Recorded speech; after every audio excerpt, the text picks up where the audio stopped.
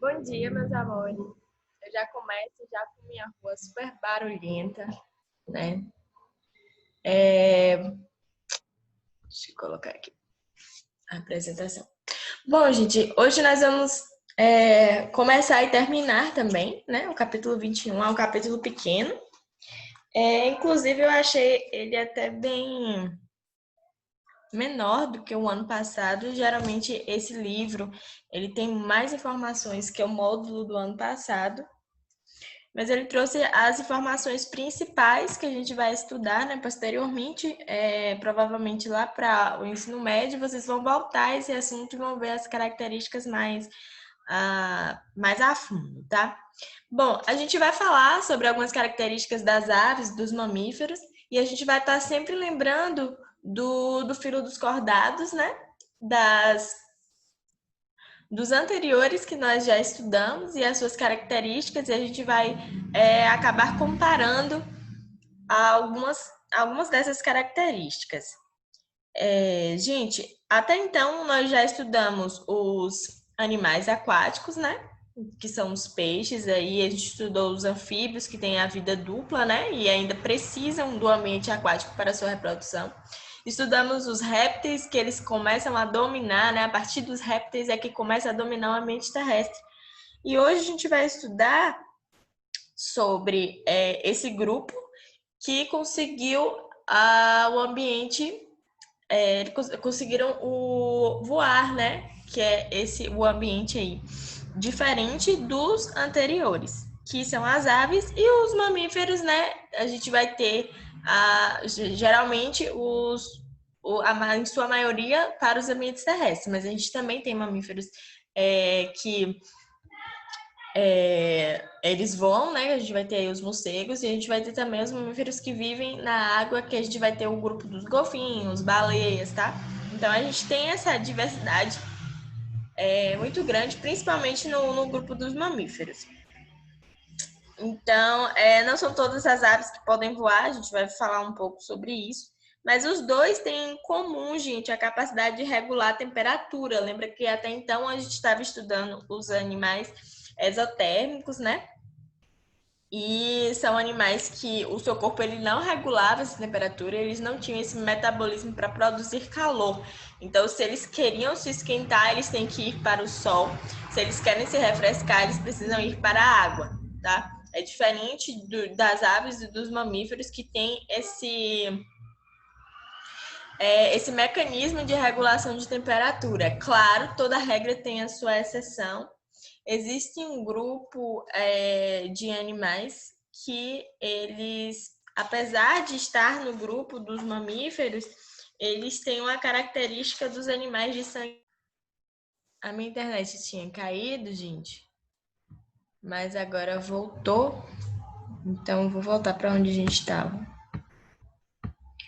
Então, como eu falei, tem uma exceção aí desses mamíferos de sangue frio, porque eles conseguem, eles têm uma forma de resfriar o seu corpo totalmente diferente, né, dos animais do seu grupo. Então, eles ficam aí meio a meio, na verdade, tá? Então, toda regra tem a sua exceção. Como eu falei, nós somos endotérmicos, né? Nós fazemos parte dos mamíferos.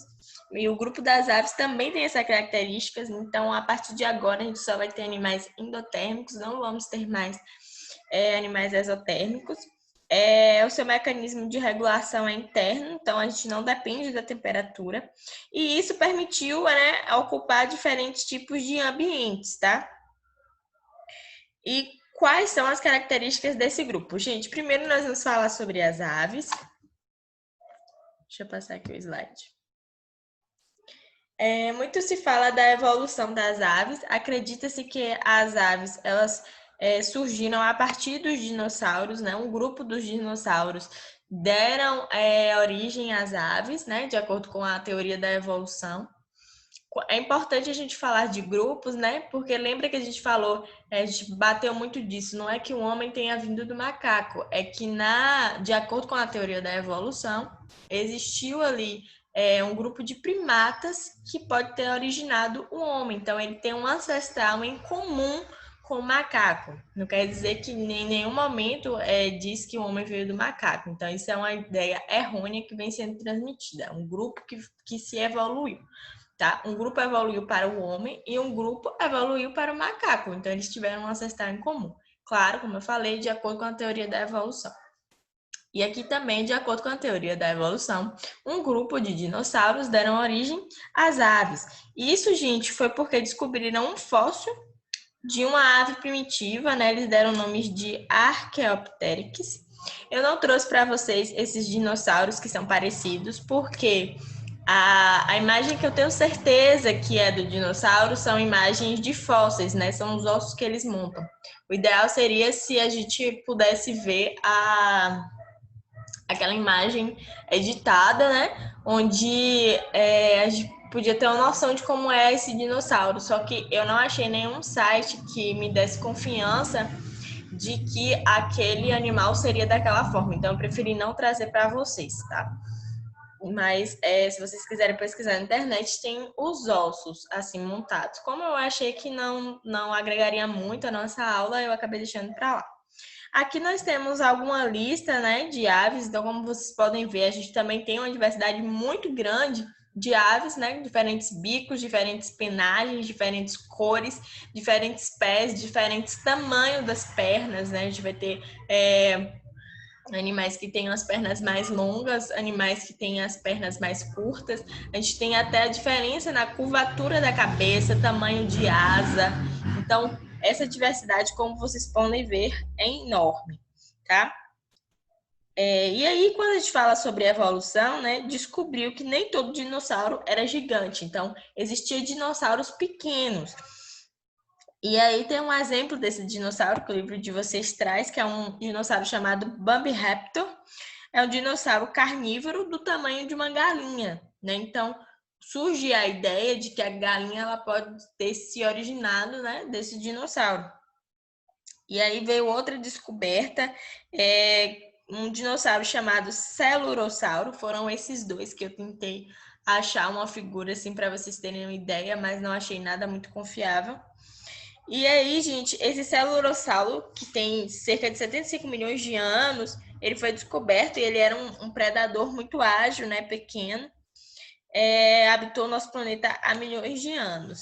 E tem também o Titanes waleri, que é um hábil caçador, que, gente, atingia 70 km por hora. Então, é praticamente um carro, né, viajando, assim, numa velocidade, né, numa velocidade média, né? Que geralmente as pessoas viajam a 80, 100. Mas imagine aí, 70 km por hora já é uma velocidade bem alta comparada a nós seres humanos. E ele saltava, gente, 1,80 m de altura sobre uma presa. Então imagine a pessoa mais alta que você conhece. Imagine o salto, né, desse dinossauro, era dessa altura. E o seu bico, 60 centímetros de comprimento. Seria a mesma coisa se você pegar a sua régua escolar, colocar outra régua à frente dela, né? Isso é o tamanho de um bico dele. Então, pense aí, né? O tamanho, né, desse animal. Isso servia, né, para a questão dele ser predador. Então, como é que os cientistas sabem essas coisas, gente? É justamente por conta dessas características, né? Eles vão montando ali os seus ossos, vão estudando a composição, vão estudando os dentes. Então, animais carnívoros geralmente têm os dentes mais desenvolvidos, ou um bico, no caso das aves, né, um bico mais desenvolvido para rasgar a presa. Então, tudo isso ajuda nessas teorias de evolução, tá? No decorrer até os dias de hoje, a principal característica das aves, qual é, né? Que difere de todos os grupos, é que ela, né, tem a adaptação ao voo. Mas, como eu falei para vocês, nem todas as aves voam, né? O corpo da ave sofreu algumas adaptações para que ela conseguisse voar. Então, foi aí uma espécie que para ela o ambiente terrestre e o ambiente aquático não estava bom. Ela queria também o ambiente aéreo, né? Ir para o ar, ela queria voar. Então ela sofreu adaptações, né?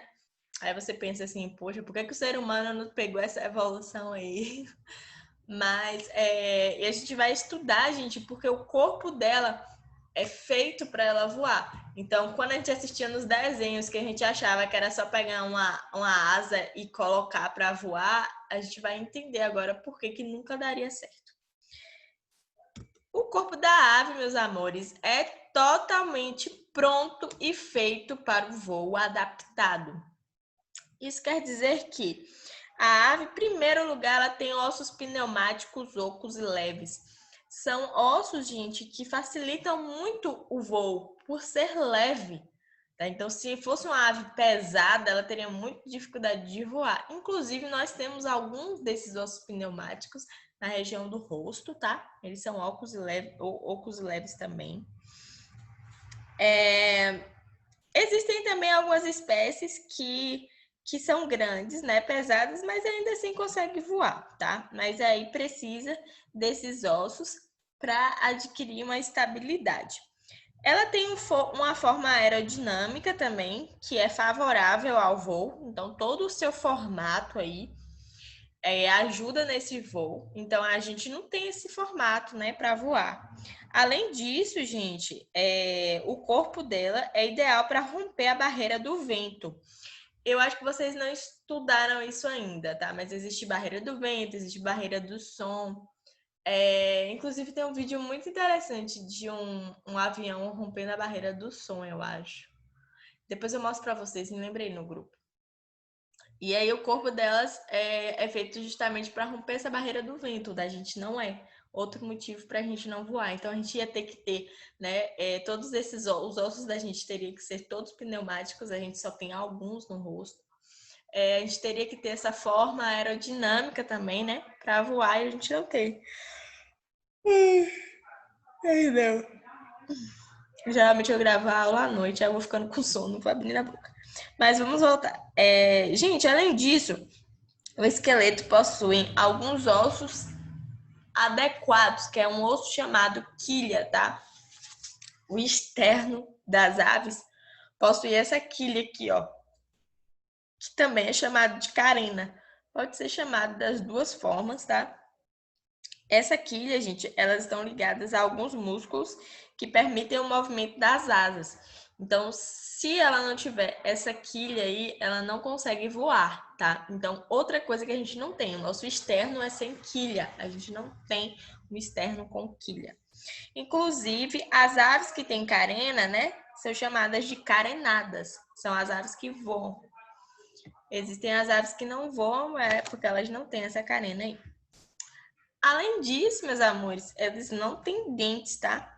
Apresentam um bico córneo que vai também contribuir para a diminuição do peso. Então, os dentes pesam. Outro motivo pelo qual a gente não pode voar. Além disso, gente, possuem sacos aéreos. Aqui, ó, os sacos aéreos. Esses sacos aéreos são muito importantes para a questão do voo. Lembra que a gente estava falando da bexiga natatória do peixe, de quando, aí eu dei o exemplo de quando você precisa mergulhar, né, que em mais fundo você solta o ar, né? E aí quando você quer subir, você enche não tem como encher, né? Mas aí no caso o peixe enchia a bexiga, né? A mesma coisa que acontece com as aves. Esses sacos aéreos, né? Esses sacos aéreos, eles vão armazenar ar ou soltar ar dependendo do voo, se ela quer subir, se ela quer descer. Então, eles são muito importantes porque eles reduzem o peso. Gente, minha internet caiu novamente. Mas eu só espero que dê certo, né? Que continue gravando até onde eu tô achando que tá indo, né? Senão vai ficar bem bagunçada a nossa aula. Então, como eu falei, né? A presença desses sacos aéreos. Deixa eu ver o que eu coloquei aqui mais. O bico das aves, gente, ele vai ter duas mandíbulas, uma superior e uma inferior. Como eu falei, a diversidade de bicos também é muito grande, como vocês podem ver aí, tá? Então, cada bico vai ser de acordo com a alimentação da ave, certo? Então, as aves que precisam cortar sementes muito duras, elas têm um bico de um jeito. As aves que precisam enfiar a cabeça dentro d'água para pegar um peixe, o seu bico já é de outra forma. As aves que são carnívoras, que as pessoas rasgam. Caiu novamente, gente. Minha conexão tá um horror agora. Eu peço desculpa a vocês. Mas vamos continuar. O livro de vocês traz algum exemplo, né, sobre as corujas e gaviões, que são as aves de rapina, que elas desenvolveram uma ponta curvada e um bico muito forte para cortar a carne com mais facilidade. Gente, existe uma exceção das aves que não voam, elas são chamadas de ratitas, tá? Essas aves que não voam, como eu falei, elas não têm carena, tá? Mas existe uma ave, né, que é o pinguim. Sim, gente, o pinguim é uma ave, tá? Quem não sabia que o pinguim era uma ave, está sabendo agora. O pinguim é uma ave, possui carena, mas não voa, porque o seu corpo é adaptado ao nado, certo? Outras estruturas que também favorecem as aves a questão, né, do voo para esse ambiente, eles economizam água e eles conseguem viver, gente, em terra firme. Eles não têm, peraí, eu não tô conseguindo passar o slide. Aqui. Eles não têm bexiga urinária, tá? Então, como é que elas juntam urina? Então, essas substâncias, gente, se elas tivessem essa bexiga urinária, então elas perderiam mais água no seu corpo. E elas precisam evitar a perda excessiva de água, elas precisam economizar água. Então, o que acontece? Aquilo que é inútil, né, que seria líquido para se formar urina, na verdade, sai pouco e sai só o que é inútil mesmo. A água, ela retém. Então, o que é inútil mesmo, que ela não quer no corpo, sai junto com as fezes, tá? Geralmente é pela cloaca, que é o local de saída. Então, quando você vê... porque galinha você só vê as fezes, né? Você nunca vê uma galinha fazendo xixi. Então, é justamente por isso. Eles não têm bexiga urinária, sai tudo ali junto, ó, tudo direitinho na cloaca, certo? Além dessa adaptação, gente, tem também a capacidade de manter a temperatura constante, né? Como a gente falou, são animais endotérmicos. E aí, em temperaturas frias, eles conseguiram se adaptar. É o caso dos pinguins, né? Se o corpo dele não fosse endotérmico, ele nunca ia conseguir viver no Polo Sul, certo? As penas, gente, ajuda a reter a temperatura. Então, tudo isso é voltado, né, para a questão do corpo endotérmico. E existe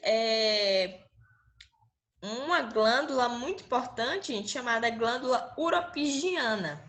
É uma glândula pequenininha, tá localizada na região da cauda da ave. E aí essa glândula produz uma secreção que tem óleo. Aí o que ela faz? Ela pega essa secreção e espalha nas suas penas. E aí, quando ela se molha, ela fica impermeável à água, ela consegue flutuar, certo, na água. Então, por que você não consegue boiar que nem um pato ali, ó, naquela pose dele? Porque você não tem uma glândula uropigiana para tirar esse líquido de dentro e passar no seu corpo para impermeabilizar o seu corpo, tá? Isso também ajuda a manter a temperatura no animal, porque se ela está impermeabilizada, a água estando fria, ela vai conseguir manter a sua temperatura. Não é muito interessante essa glândula? Eu acho esse assunto, assim, eu adoro dar aula sobre aves e mamíferos, porque eles são os mais completos, assim, eles têm algumas estruturas muito interessantes. Bom, gente, a gente já falou do bico, né, que tem diferentes formatos, e vai de acordo com a dieta, né? Então, para obter energia, eu trouxe aqui um pouco sobre a digestão. Para obter energia, toda vez que a gente precisa de energia, a gente precisa de quê? De comer, né? Então, o alimento vai passar da boca para a faringe, tá? Aqui tá a faringe. Aqui, nesse local aqui, a faringe, tá? E aí, vai descer para o papo, gente. O papo, ele é um local onde o alimento ele vai ficar aqui um tempo e vai ser amolecido, tá? as aves não têm dentes, então elas precisam desse tipo de digestão mais firme, já que elas não têm dente para mastigar. Então, a primeira coisa diferente é que o alimento desce e é armazenado nesse papo para que ele seja amolecido, tá? E aí vai descer para um tipo de estômago chamado proventrículo, que é um estômago também chamado de estômago químico, tá? O que acontece nesse estômago químico? O proventrículo ele solta algumas substâncias químicas que vai ajudar a fazer essa digestão desses alimentos que estavam lá amolecidos no papo. Depois disso, meus amores, ainda vai seguir para uma parte muito conhecida, né, chamada de moela. A moela, gente, é como se fosse o estômago mecânico. É como se ela tivesse algumas estruturas que se parecem com um dente e vai triturar mesmo o alimento que não foi deixa eu ver que palavra eu posso usar. Ficou inteiro ainda, mesmo passando pelo papo, mesmo passando pelo proventrículo, né? Sofrendo algumas reações químicas, então a moela ainda vai triturar. Por isso que as aves têm dois tipos de estômago: o estômago químico, que é o proventrículo, e o estômago mecânico, que é chamado de moela, tá? E aí, depois esse alimento, né, vai ser reaproveitado. O que não for aproveitado, como eu falei, vai junto tudo aqui, não tem bexiga urinária, né? Vai sair pela cloaca. O coração das aves, diferente dos outros, né? Ela tem 4 cavidades, 2 átrios, 2 ventrículos. Tem 2 tipos de circulação, a pequena e a grande. Não há mistura entre os sangues. Como vocês podem ver, o do réptil chega até a ser parecido, mas ele tem um tipo de... Tem um tipo de falha aqui, né? Que o sangue acaba se misturando. Não é tão bem adaptado, exceto os crocodilianos, se eu não me engano. E o coração das aves, gente, é muito parecido com o coração dos mamíferos, tá? Bem parecido mesmo. 2 átrios, 2 ventrículos, o sangue arterial não se mistura com o sangue venoso. E na pequena circulação, o sangue sai do coração para os pulmões, né? Para ser oxigenado. E aí o sangue volta para o coração. Então, vem esse sangue aí. E aí, quando ele volta para o coração, ele sai do coração para ser distribuído para todo o corpo. Então, é praticamente a mesma coisa que acontece no coração dos humanos, né? Já que nós somos mamíferos. A classe das aves, a gente apresenta um número de ordens muito grande, né? Em torno de 30, porque tem essa diversidade, né, de aves. E aí, a que tem o maior número de espécies são os passeriformes, que tem até 5.000 exemplares, gente, que são conhecidos como pássaros. Então, nem toda ave é um pássaro, mas todo pássaro é uma ave, tá? Só são pássaros aqueles que fazem parte dos passeriformes, certo? E aí eu vou ter os galiformes, que é as galinhas e codornas. Galinhas e codornas não são pássaros, por exemplo. E aí tem também os anseriformes, que são os patos, e os estrigiformes, que são a coruja. Vamos falar um pouquinho sobre a reprodução das aves. São ovíparos, né? Apresentam sexos separados, o macho é o macho, a fêmea é a fêmea, certo? E como eles são ovíparos, então o seu desenvolvimento vai ser externo, né? Ele é fora do corpo da fêmea. Porém, a sua fecundação é interna, tá? O ovo, ele vai, assim como a gente falou, né, dos répteis, ele vai proporcionar proteção ao embrião, alimentação, tudo que ele precisará para se desenvolver. Vamos falar um pouquinho também sobre os aspectos ecológicos, né? Elas são muito importantes para o equilíbrio ecológico. Elas controlam o número de insetos, assim como os anfíbios. E, gente, tem muitas aves em extinções, né? Extinção, perdão. E é muito importante a gente falar sobre isso, porque o Brasil, ele apresenta uma diversidade muito grande, porém também apresenta grandes animais, vários animais. Minha internet caiu de novo. Vamos continuar, a gente não pode falar. Como eu estava falando, gente, o Brasil, ele apresenta uma diversidade muito grande de aves. Porém, estima-se que 80% dessas aves estão entrando em extinção, o que é um número muito grande e preocupante, porque todo mundo adora ter um passarinho em casa preso numa gaiola, né? Não sei para quê, para ver cantando, porque acha bonito. E isso é muito triste, principalmente porque muitos desses animais são maltratados, tá? Até que chegue na casa de alguém, eles passam por maus tratos, eles ficam presos ali dentro de uma gaiola, às vezes coloca 10, 15 passarinhos, tudo dentro de uma gaiola e sai vendendo nas ruas. Com a ação do IBAMA, isso diminuiu muito, tá? Mas antigamente era muito comum, tá? Uns 10 anos atrás, por exemplo, era muito comum você ir na feira e estar lá vendendo jandaia, vendendo esses periquitos, tá? De forma clandestina. Claro, ainda existem locais que vendem, mas com o aval do IBAMA. Então, é tudo muito... Você tem que ter uma licença para vender, né? Tem que mostrar. Caiu de novo. E hoje tem jogo do Flamengo. Eu não vou conseguir assistir. Vamos voltar. Gente, como eu estava falando, as espécies em extinção é bem mais dificultado, né? Para conseguir vender. Por isso que as pessoas fazem de forma clandestina, tá? Por isso que a gente sempre fala muito. Eu fiz essa pergunta no teste, quase ninguém acertou assim. Então, teve uma parte muito grande assim de alunos que erraram. E o que falta de vocês é a interpretação. Então, quando eu falo de aspectos ecológicos, gente, são aspectos ecológicos. É diferente de falar de aspectos corporais, de falar de características.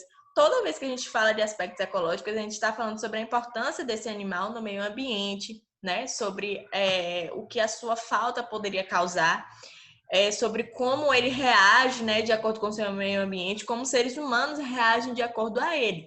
Então, toda vez a gente sempre fala sobre os aspectos ecológicos visando isso. Por que que esse animal é importante, né, para a cadeia alimentar? Por que que é importante preservar esse animal? Em que os seres humanos afetam, né? O que causaria, tem algum problema, né, causado pelo aumento desse animal ou pela diminuição dele. Então, tudo isso a gente aborda nos aspectos ecológicos. Então, eu vi que muita gente ficou com preguiça de olhar, de pesquisar para saber o que eram os aspectos ecológicos, e aí inventava uma coisa geral, falava assim, para aprender mais sobre o assunto, sendo que todo o capítulo a gente está aprendendo sobre o assunto, né? Eu perguntei uma coisa específica. Então, tenham muito cuidado com isso. Interpretação, tá? Vocês precisam estar interpretando bem e precisa parar de ter preguiça, né, gente? O teste é de consulta, então é só chegar e olhar. Para terminar, a gente vai falar sobre os mamíferos, se a internet deixar. Então, assim como as aves também tem uma diversidade enorme nos mamíferos, é um grupo assim enorme mesmo que ocupam céu, terra, água, todas as espécies têm em comum, né, que eles são endotérmicas, exceto aqueles que eu comentei com vocês. E é uma diferença, gente, que ao invés de penas, aqui nós teremos pelos, tá? Ai, a rua é ótima, maravilhosa. Vamos falar um pouquinho sobre os aspectos corporais. Eu procurei bem figuras assim de alguns animais assim bem legais que eu achei para mostrar para vocês aqui nesse slide. Aqui a gente vai começar com o koala, que para mim depois do urso panda é o animal mais fofo que existe. Os aspectos corporais. Primeiro, gente, os mamíferos eles têm assim no excesso de glândulas. A gente vai falar sobre as principais. Primeiro, as glândulas mamárias, né? Para fornecer leite, que é o alimento primordial dos mamíferos, né? Por isso que são chamados mamíferos, são animais que mamam.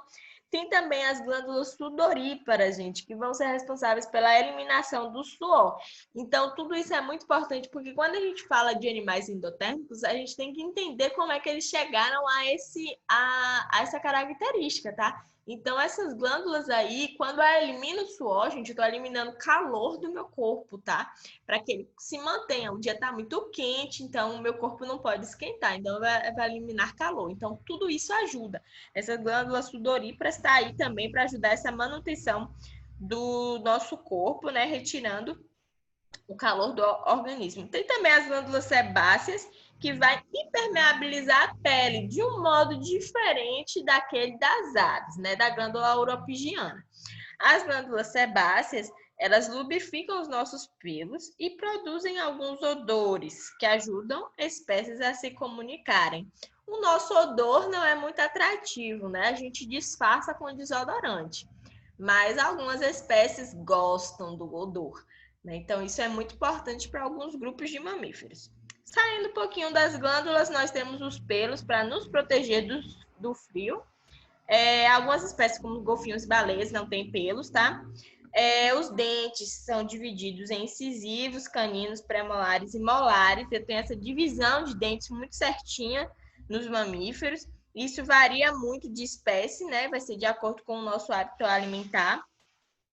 Vai ter também, gente, a respiração pulmonar, que é muito importante, né, para ocorrer aí trocas gasosas.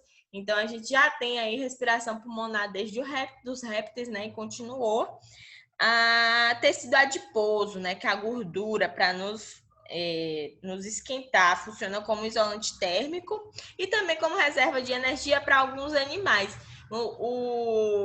A nossa gordura, gente, ela tende a guardar muita coisa, tá? E temos também o diafragma, que é um músculo que vai separar a parte torácica da parte abdominal. O que também é muito importante, que veio para os mamíferos. Então, até as aves aí, peixes, anfíbios, répteis, a gente não tinha isso.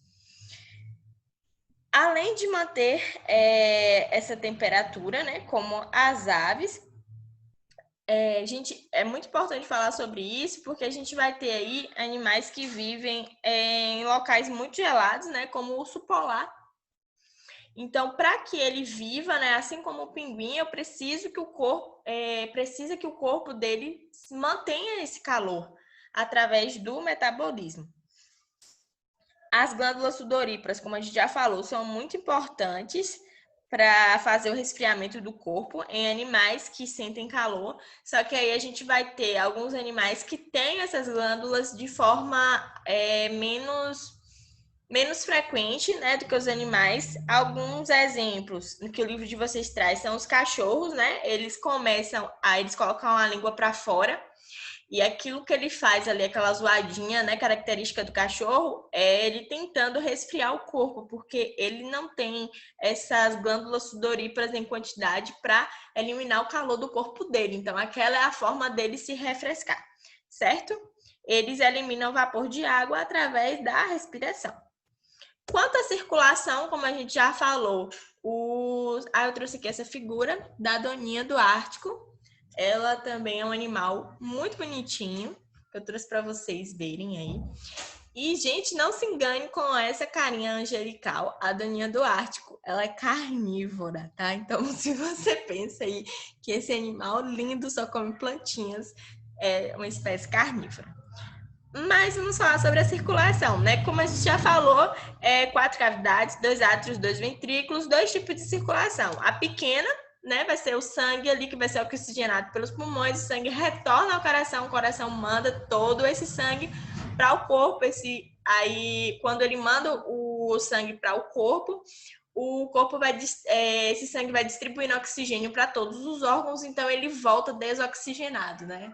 Não existe essa palavra, mas ele volta desoxigenado e ele passa pelo pulmão para ele ser oxigenado novamente. Então, não há mistura entre esses dois sangues, eles são bem separados justamente por causa dos 2 átrios e 2 ventrículos que são muito bem formados, tá?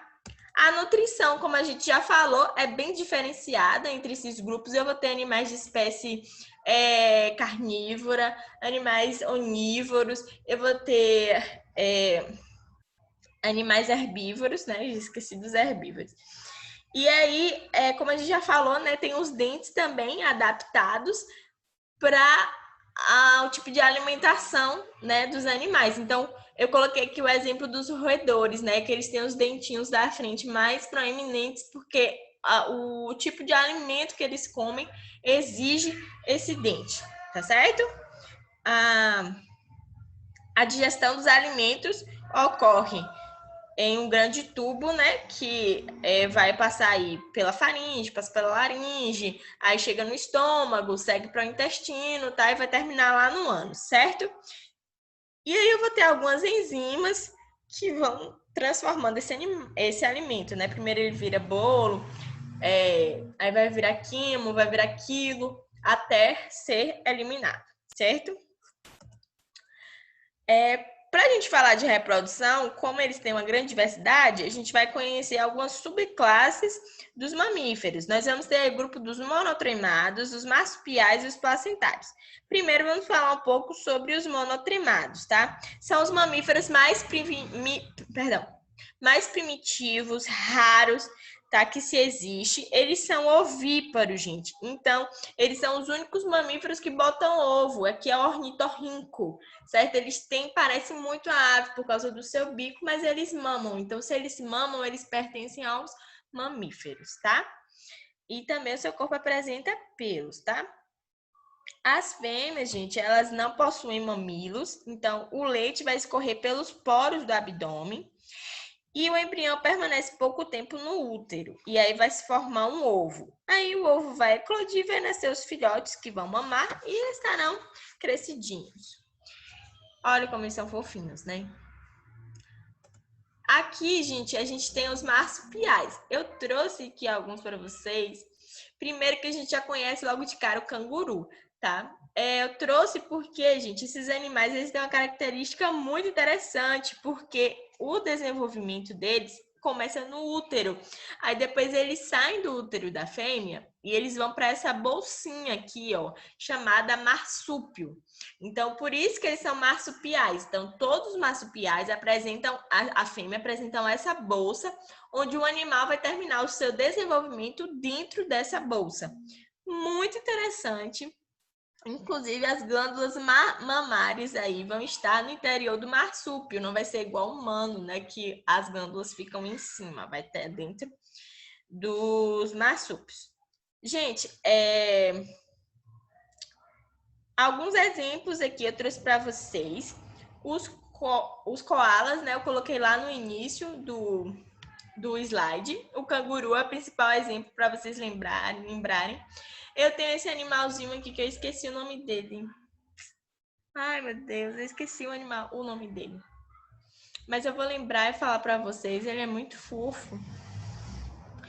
E aqui, gente, eu tenho o diabo da Tasmânia. Eu tenho certeza que vocês não sabiam que era ele, que ele era assim.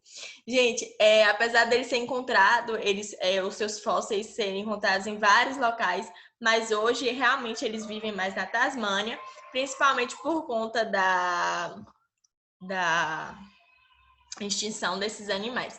Eles são chamados de diabo porque eles emitem alguns gritos que parecem, que o povo fala que parece o diabo gritando. Não sei quem já ouviu gritar, né? Mas então, tá. E também porque eles são muito agressivos, assim, eles têm uns momentozinhos agressivos. E uma curiosidade sobre esses animais, gente, é que eles têm câncer, tá? E a maioria, assim, dos animais, tanto é que provocou uma preocupação, assim, do cientista, porque eles morriam muito por causa de câncer, estava diminuindo a sua população. Mas aí parece que agora alguns desenvolveram alguns genes que a sua genética mudou um pouco, né? Por isso que a gente fala muito de evolução, para diminuir essa quantidade de câncer, tá? E aí, gente, no final, a gente tem os eutérios, que são a diversidade, assim, muito grande também, mas eles apresentam uma coisa em comum. Eles também são chamados de placentários, ou seja, o desenvolvimento deles é dentro do útero da fêmea e aí tem uma placenta, tá? Que vai permitir que os filhotes se desenvolvam dentro dessa placenta. Aqui, gente, a gente tem várias ordens. Eu trouxe alguns exemplos para vocês. A primeira ordem trazida aí são os roedores, né? Possuem esses dentes para roer. E aí a gente vai ter o castor, a capivara e o preá. Tem também os carnívoros, que são aqueles que têm os caninos para perfurar e rasgar a carne, que são o lobo, o urso, o leão, a raposa. Isso aqui é uma raposa, inclusive achei ela linda. Se vocês quiserem pesquisar na internet, tem um site que aborda as 7 raposas mais lindas do mundo e é ótimo para vocês olharem, tá? Depois eu vou ter aqui os primatas. Eu trouxe esse filhotinho, né? Porque eu acho o filhote bem mais bonitinho. E aí, nos primatas, a gente vai ter um cérebro desenvolvido, uma postura ereta e mãos com polegar, tá? Isso aqui é uma característica dos primatas. Inclusive, nós, seres humanos, estamos nesse grupo. E aí, a gente também tem os cetáceos, que são os golfinhos, que os seus membros anteriores viraram nadadeiras, tá? Os golfinhos e baleias fazem parte desse grupo, são mamíferos, mas estão adaptados ao ambiente aquático. E aí, por último, nós temos os quirópteros, que são os morcegos. Eu trouxe essa figura aqui para mostrar para vocês. Eu não sei se é real, porque eu achei ele muito aveludado. Mas foi o único morcego decente, assim, bonitinho para eu botar aqui, porque os outros não eram muito bonitinhos, não. São animais voadores, né? Então, são os únicos mamíferos que voam. Para a gente falar sobre os aspectos ecológicos, eu trouxe aqui a extinção do mico-leão dourado, que se fala muito, é um animal brasileiro que sumiu, assim, a sua espécie foi muito caçada, foi muito vendida. Ninguém se importava muito com o mico-leão dourado quando ele começou a desaparecer. E aí, hoje em dia, tem essa luta muito grande, principalmente por conta do desmatamento, que acaba diminuindo ainda mais o número de espécies. A questão também dos traficantes, né, clandestinos, que acabam levando esses animais. E essa extinção, gente, é muito preocupante porque é um animal brasileiro, né, que está sendo extinto. Então, até o fato de se colocar o mico-leão dourado na nota de R$20 foi uma forma de tentar sensibilizar a população para entrar na luta para a preservação dessa espécie. Tá? Eles são muito importantes na cadeia alimentar, todos os mamíferos, né? Inclusive, gente, os mamíferos, né, são a nossa principal fonte de nutrientes, né? A gente come muita carne vermelha, que vem, né, dos mamíferos, tá? O leite também. Então, a extinção, né, de qualquer ser vivo, seja herbívoro, carnívoro, onívoro, vai trazer prejuízo ao equilíbrio, né, da cadeia alimentar. E quando a espécie, gente, ela é eliminada ou reduzida, a espécie que se alimentava dela começa a reduzir também. Então, a gente tem um desequilíbrio ecológico, tá? Por isso que é muito importante a gente falar dos aspectos ecológicos no final de todo capítulo. Então, aqui a gente termina o filo dos cordados, a gente termina aí todas essas características animais. Atividade, vocês vão estar fazendo aí, ó, página 291, 295, 297 até a 299 e me mandarem no grupo. Beijinhos, até a próxima aula.